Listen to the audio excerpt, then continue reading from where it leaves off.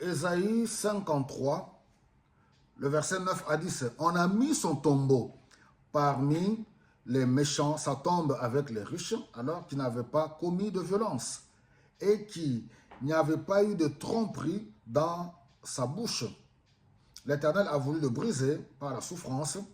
Si tu fais de sa vie un sacrifice de culpabilité, il verra une descendance et vivra longtemps. À la volonté de l'Éternel sera accomplie par son intermédiaire. Nous prenons rapidement Jean chapitre 19, le verset 38. Après cela, Joseph qui était d'Arimathée demanda à Pilate l'autorisation d'emporter le corps de Jésus. Joseph était un disciple de Jésus, mais en secret parce qu'il avait peur des autorités juives. Et Pilate le lui permit. Joseph alla donc emporter le corps de Jésus. Nicodème, cet homme qui était allé trouver une fois Jésus pendant la nuit, vint aussi et apporta environ 30 kilos d'un mélange de myrrhe et d'aloe. Tous deux prirent le corps de Jésus et l'enveloppèrent de bandes de lin, en y mettant les huiles parfumées, comme les Juifs ont coutume de le faire quand ils enterrent leurs morts. À l'endroit où l'on avait mis Jésus en croix, il y avait un jardin, et dans ce jardin, il y avait un tombeau neuf dans lequel on n'avait jamais déposé personne.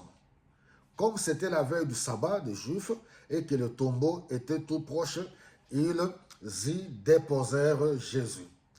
Voilà, nous sommes en train de célébrer Pâques Jésus selon la commémoration. Dans la commémoration, Jésus vient de rendre l'âme.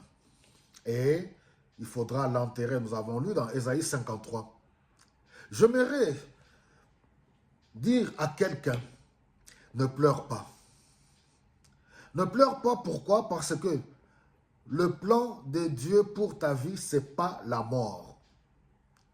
Le plan de Dieu pour toi, ce n'est pas la mort, mais plutôt la vie. Oui, Jésus est enterré. Jésus vient de mourir. Mais 3 jours après, comme on le verra, la terre ne pouvait pas garder son créateur. Il était pratiquement impossible de retenir le créateur, le roi de rois, le seigneur des seigneurs, l'alpha et l'oméga, le commencement et la fin, de les retenir sous la terre. Je vous ai dit hier, je crois, rendez-vous à Golgotha. L'ennemi ainsi que toutes les puissants du monde des ténèbres se sont donné rendez-vous à Golgotha pour mettre un terme au Créateur. Peine perdue. Peine perdue. Ils vont connaître un renversement des situations.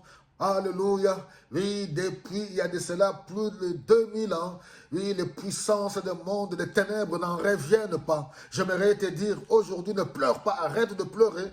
Alléluia. Pâques, c'est de passer de la mort à la vie. Rien n'est impossible à Dieu. Quel que soit ce que tu vis, reçois la vie de Jésus. Reçois la vie abondante de Christ dans ta famille, dans ta maison, dans toutes tes entreprises. Reçois la vie abondante de Jésus-Christ. Alléluia. Il a vaincu la mort, comme on le verra demain et après-demain. Ne pleure pas. Le plan de Dieu pour toi, c'est la vie et non la mort. Sois béni.